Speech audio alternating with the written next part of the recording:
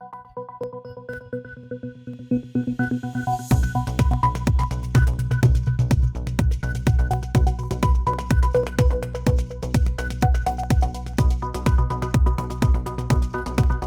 welcome to COVID-19 Talk with local health authorities. Joining us this morning is Dr. Janita White, representing Harris County, Dr. David Pearce, representing the city of Houston. Special thanks to Kathy Fenninger, Rotary Club of Houston, Morgan Ash, our producer. I'm Stephen Williams, the director of the Houston Health Department. We have a lot of questions, I guess, because there are a lot of things that have been going on in the last couple of weeks. First, winners and losers. Some courts agree that masks can be mandated. Other courts say no. Where does that leave families while the political fight continues? It leaves the families in the middle, quite honestly. The school boards are similarly in the middle.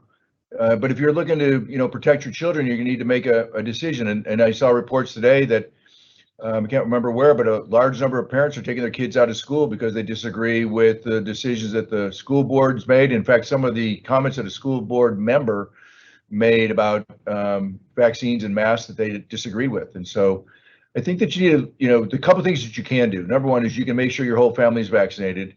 Number two is regardless of whether there's a mask mandate in the school or not, if you want your child to wear a mask in school, you can ask them or tell them or have them do that. The mask will be somewhat protective for your child, but what really works is the people that are infected, and often, obviously, people don't know they're infected, for them to be wearing masks as well. That's why the mask mandate is more effective. But that's about what you can do right now. What is the message to parents with school kids under and over 12? Our message just hasn't, we have not changed that message. And on August, I think it was the 12th, we're still sticking behind the message that masking is the most effective strategy outside of getting your vaccination. And so we're just encouraging families to mask up your children. After 2 days of school, 440 students in Palm Beach County were told to quarantine. 51 cases were reported at that point. What is the protocol when positive cases are found in private and public schools here? We actually have been working closely with schools from the very beginning. We have some amazing teams. Our epidemiologists are strongly connected with our school resources. So we're just asking schools to continue that strong relationship and partnership. We have systems in place that schools need guidance, that we have guidance recommendations. And then what we often do is just make sure that they have those resources, both public and private. If you had school-age children, what mask would you have them wear? Please specify the type. So for school-age kids, so there's thousands of different types of masks out there, quite honestly, because every every retailer now seems to have masks. But to break it down, there's the N95 masks, which are the ones that we're seeing the healthcare professionals wear, and then there are cloth masks, and there's a variety of cloth masks. But basically with the cloth mask, you want one that's going to cover, it needs to be big enough to cover both the nose and the mouth. It needs to be comfortable, and it also needs to be at least 3 layers of fabric thick. Some of them actually have inserts, and you can put a little bit of a filter in there, and people are taking filters from vacuum cleaner bags, obviously clean ones, and they're inserting those in there. But you want to make sure it's at least 3 layers thick. It needs to be comfortable enough that the child is going to wear it the entire day. The N95 masks provide better protection, but they're extremely tight fitting, and they are not comfortable at all. And these are the ones, this is why you can always tell now who's a doctor or a nurse working in a hospital, because the bridge of their nose has a bruise on it, and they have lines around their face. And that's because the N95 masks fit so tight. They are not comfortable. So not really likely that a child will wear it the entire day. If you were a teacher, what mask would you wear? I mean, you eloquently laid out the different type of masks. I know the N95 really are for our healthcare providers and practitioners who are on that front line. We know teachers, again, you're out there doing the hard work as well and making sure our kids are safe. We would still have those same recommendations. The cloth mask, as Dr. Pearce alluded to, and or surgical mask would be appropriate. Please provide the status of local hospitals and their ability to handle emergencies in general. Yes, we have to turn to the emergency physician. Yeah, so this is absolutely right up my lane. So right now, the situation is really very dire. So we're looking at pretty much every hospital. In fact, I will say every hospital that I'm aware of, certainly within the city of Houston, in fact, within the surrounding region, is holding patients in the emergency department waiting to get admitted upstairs. And this includes both patients waiting for general isolation beds as well as ICU beds. And this is so if, we often in this conversation we focus on the COVID patient. This is not just COVID patients. These are patients who are having any other type of medical illness where they require a hospitalization. They're waiting in the ERs for hours and hours. And if you should happen to be not in a hospital, but in an urgent care center or in a freestanding emergency department or in a small hospital out in the periphery, we've got patients who have been waiting for days in those situations again. It's a very bad situation right now. Wear your seatbelt. Don't drink and drive. Don't play with guns. Don't do foolish things. Wear a mask and get vaccinated. FDA authorized EUA for an additional dose to certain groups. Does that include everyone in the first vaccine group for those with weak immune systems such as diabetics, excuse me? So the recommendation right now for the third dose consideration, I'll take that one, is really a targeted group of individuals, significantly immunosuppressed, and they've laid out about 6 criteria.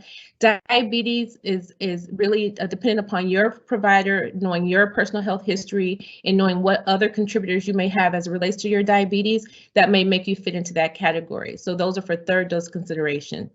If not in that group, the FDA and the CDC are looking to additional sort of a booster dose that is coming down the discussion probably in the next month or so. So if you're not in the immunocompromised group for third dose consideration, you may then be in the booster conversation. Okay, the next question is related to that. I think, what is the difference between the third dose and what we're calling a booster dose? So the third dose consideration are individuals who have maybe an immune disorder such that when they receive their first and second dose of the mRNA vaccine, their system just didn't mount a response that we would have thought would have been adequate enough to get them sort of that level of protection. And that could be a very host of reasons. They're a transplant patient, they have immune disorder, they're HIV positive with a weakened immune system. So those individuals warrant that third dose consideration. Does that mean that that group of people is still going to have to take a booster dose eventually? Or we don't know that yet? So I think we don't know that yet, but that is in the discussion. And so, as with everything in our safety profile and working with, our research partners, those individuals are in a unique category. And so they'll be looking at that information. For those having had Pfizer or Moderna, a third shot of the same vaccine is mentioned. If J&J was received, should there be a second dose of J&J or one of the others? Yeah, so I'll take that. So the FDA is actually looking at that data right now. J&J has done some studies and they've submitted it to the FDA to look at that. So I expect we'll hear pretty shortly about those who got J&J the first time. It won't surprise me in the least if the recommendation comes out that they get a second dose, but we have to wait and see. But those studies have been done and they're under review now. The Biden administration seemed poised to announce most people should get a booster 8 months after the first vaccination was completed. Yes, that seems to be the case, right? Transplant patients do not appear to respond to mRNA vaccines. Why is that? And what other groups are not responding? I think that goes back to the previous question about what we're learning about the response of those individuals who have immunosuppressive conditions. So your transplant patient often is on medication that is meant to have some suppressive components because they're not wanting their transplant to have a rejection. Those unique combinations of the medicines that they take are making that particular group that we're really paying close attention to and how they're responding to the uptake of the mRNA vaccine. So that's one of the reasons that researchers and scientists are considering that group really should have that third dose consideration. And again, they're going to be monitored closely with their transplant teams because usually they have a very close team of transplant providers. And then also the consideration if they're going to need an additional dose after the third dose. University of Nottingham study found those who already encountered COVID may gain a big boost with just one dose of Pfizer. Does that mean if I've had COVID, I only need one shot? So I'll take that one. So the answer to that is no, it does not mean that. And one of the reasons is that when people have been exposed to COVID, what we're finding afterwards, there's tremendous variability in how much of an immune response those people are mounting. Some people are getting pretty robust responses. Other people are having very minimal response. There is very weak correlation with how sick you got. So you may have been sick and in the hospital and recovered and still wind up with a minimal long-term immune response to your illness. And other folks who had minimal illness and didn't get hospitalized, they had a fairly robust, as well as many of them having very weak. So you really need 2 shots because you have no idea how much of a response, immune response you got from your illness. And then now we're also seeing that even, we're talking about the need for boosters and stuff. So again, right now I would not count on my illness having given me enough protection. CDC's Dr. Rochelle Walensky issued a strong guidance in favor of vaccines for those pregnant. What is the benefit to the fetus? I believe it was data out of Israel did a great study and looked at natural immunity from pregnant moms and then actually getting vaccinated. And there's a significant improvement of successful pregnancy outcomes for women who actually did receive the vaccine. And they did show that there was some protection of immunoglobulins that did get into the sort of the cord, which also gave a protection to the fetus. But what we know is that pregnant woman is at a significant risk of just pregnancy in general. And those women who got COVID while pregnant found that their outcomes were much worse as far as their maternal risk and mortality, as well as prematurity to the infant. So we're recommending any pregnant woman speak to your OB-GYN, but certainly that group is high risk and we would benefit for getting the vaccination. Thank you. What is the newest guidance on how long to wait for a vaccine after you've had COVID? It's 30 days, isn't it? I'm looking at Dr. White. No, so it hasn't changed. And one of the biggest things is you need to be off of quarantine and isolation. That's the biggest concern. Out of quarantine and isolation. If you've got monoclonals, you got to wait 90 days before you can get the vaccine. Currently in a debate with a friend who refuses to get a vaccine because of the data listed in their system. She said it shows a high number of deaths connected to vaccines and is concerned that no one seems to be discussing this. Please explain who reports events to the system and why the data appears to be so negative. That's new to me, Doc. So I'll take that one because it's one of my favorite areas. So the VAERS is a voluntary reporting system, which means anyone can put a report in there and it doesn't have to be, necessarily substantiated. So one of the problems with it is that there is significant concern that it overestimates the adverse events surrounding any vaccine. And we've had the VAERS system been in place for other vaccines, from a long time now. And there are things in there, and I've gone through this, and I've actually read these. And so there are cases that are reported there. Somebody who got vaccinated, and 6 weeks later they died in a car accident, and somebody's saying it's related to the vaccine. So many of these things are, on face value, are completely unrelated to the vaccine, and others. Somebody got vaccinated on Tuesday and they died on Friday, but they don't say what they died of or what they think the connection is with the vaccine. And so the VAERS system is extremely likely to have over-reporting, and that may be one reason why it needs to be vetted. That data is not vetted. Dr. White, please comment on the $100 incentive to get a vaccine.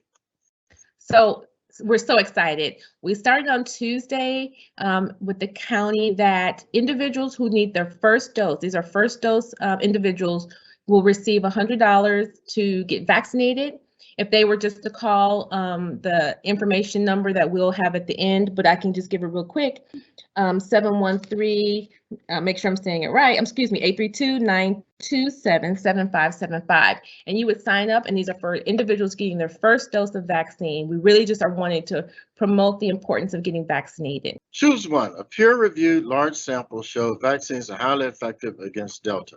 Another study still awaiting peer review says efficacy from Pfizer is lower than Moderna against Delta. What is the better protection in your opinion? We talked about this yesterday, David. Yeah. So we are seeing, so the Delta variant is proving to be a bit of a challenge. And so we are seeing that there are differences in the estimated level of efficacy between the vaccines, with Moderna having the best values, Pfizer next, and then Johnson & Johnson coming in third. But let me also point out that certainly for Pfizer and Moderna, the numbers are, when we started off with 95% efficacy, amongst vaccines, those are unheard of values. Most vaccines, your flu vaccine is often in the 60 to 70% range, and 70% is a good year. So for these efficacies to come down in the 80-70% range, those are still very, very good values, and you should still go and get vaccinated. But what's interesting is that the significant difference in the efficacy between the Alpha variant and the Delta variant, that is new to me to see that. And let's just hope we don't get another variant. Please explain. Reproduction number for regular COVID is 2 to 3, and for Delta, 5 to 9. How many individuals from the index person could be exposed to getting or be exposed? And so initially the R naught, 1 to 2, I'm a person, I can maybe give the infection to maybe 2 people. The Delta variant is showing that, that number is about 4 to 5, 5 to 6 people. So it's just letting us know that it's a much higher risk of, if I have it and I'm not doing those prevention measures, that I have the ability to maybe transmit it to about 5 or 6 people, unbeknownst to me, basically. Okay. CDC said something about those with Delta build up virus in the nose in similar levels, whether vaccinated or not. Does this mean it is stored in the nose? If so, how long? What can we do to eliminate that? Yeah, so we are finding that whether it be the Delta variant or the Alpha variant, that with the COVID viruses, that it seems to like the respiratory system a lot. So the lungs, the throat, the mouth, the pharynx, and the nasal cavities. And so the other thing with the Delta variant is that it is causing the individual cells that are infected, to produce really large amounts of virus. And so for those folks who are vaccinated and become infected, in developed cases, they are very capable of spreading it. Now, fortunately, they're not getting any sicker. They're not getting nearly as sick as those who are unvaccinated. Like their health is much better, but their ability to spread is still under a lot of research. But it looks like that some of them are able to spread the virus quite effectively. Now, it's just normal breathing. It doesn't necessarily. This is the other thing with the coronavirus. You don't have to necessarily cough. It's just normal breathing can spread the virus. And what can you do to get it out there? There's not a lot. You need to isolate yourself until you're 10 days and your fever's gone, and that's how you stop spreading it. CDC estimates that because of Delta, herd immunity cannot be reached until more than 90% of the population is vaccinated. In your opinion, would that goal ever be possible? Certainly it's possible, but how likely? Well, I'm optimistic that we need to stay engaged in science and really do those protective measures that we're being recommended. So, to that effort, the more people vaccinated, the better off we'll all be. And I know science is still looking at that herd immunity question, because I think the other consideration was it was herd immunity when we had the first iteration of the virus, and now that we're in a variant of the virus and maybe more variants made to come, that those kind of considerations may change. So really our biggest education is that, the best thing we really could do for all of us to think about herd immunity is just all get vaccinated. Does the ability to spread COVID depend on the variant? I heard Alpha, for example, does not spread. Yeah, so Alpha, people infected with the Alpha variant, it absolutely spreads. Delta spreads, it's much more efficient at its ability to spread. And that's one of the things that we're seeing with the Delta variant. So it does depend on the variant. And even the Alpha variant spread more so than what we call the wild type, the original. And this is why one takes over from the others, because it can spread more effectively, more efficiently. And so right now, the Delta variant is, with that reproduction number in the 5 range, that is very efficient spread amongst viruses. That's a very high number. I shudder to think if we have another variant that comes along that spreads even more effectively and has a higher R number, it will then displace Delta because of its increased ability to spread. And we don't want that. Baylor College of Medicine first-year student gathering recently gave us a case study for breakthrough cases. How could this have happened in a medical school? When we think about breakthrough, the presumption is that the individuals have all received appropriate vaccination, so 2 doses for the mRNAs or 1 dose for the Johnson & Johnson. and then would have had appropriate time to have been vaccinated, right, and 2 weeks after your dose to be fully vaccinated. The breakthrough consideration would be then someone gets the infection after being fully vaccinated. And we know if you're going to say the vaccines are about 85% effective, you would expect maybe 1 or 2 individuals would get the infection. And that's one of our messages, that alone of just the vaccination is one great strategy. And then the other protective measures of wearing a mask and all those other things that we talk about. So then the other component, which is why we're saying third dose consideration, and I guess for your listeners is, even in that pool of individuals, there could be young people who have reasons to have an immune deficiencies. And, there have been students who are dealing with cancer, but they're in their education and they're trying to accomplish their life goals. So you also don't know if in that group there's some vulnerable young people, which goes back to the whole consideration we've been saying all morning is it behooves us as a community to all get vaccinated, because you also don't know whose help you're helping by being properly vaccinated and then doing your protective measures. What do we know about the Lambda strain? So the Lambda strain got a lot of attention because it took over rather rapidly in Peru. Now we do have Lambda strain here. We've been able to detect it. We've measured it in some patients. We've got it in the wastewater. It's here, but it doesn't seem to be, and this kind of goes back to a comment made earlier, it doesn't seem to be able to spread more effectively than the Delta variant. And so the Delta variant is, continues to be the big one. In Peru, there wasn't Delta variant at the time, and Lambda took over what other variants were in Peru at the time. So that got a lot of attention, but it does not seem to be able to outpace the Delta variant, at least not at this point. Are rapid tests better, more accurate when you have a high viral load? We really want people to really consider the PCRs, but rapid, if you are symptomatic, seem to offer fairly decent results, but those are individuals who are showing symptoms and are getting tested versus the sort of the asymptomatic individual. We really are encouraging for PCR testing. Over-the-counter tests are selling out in many stores. Can you recommend what type to look for if we have a choice? So the ones that are selling out in the stores, these are the rapid tests generally. You can get some tests which are actually PCR tests, and then you have to send the sample off and wait a couple of days to get the result. So generally, PCR tests are more accurate and more sensitive than the rapid test where you get an answer in 15, 20 minutes. A related question. My son had, and I was a near positive case for a long time scare.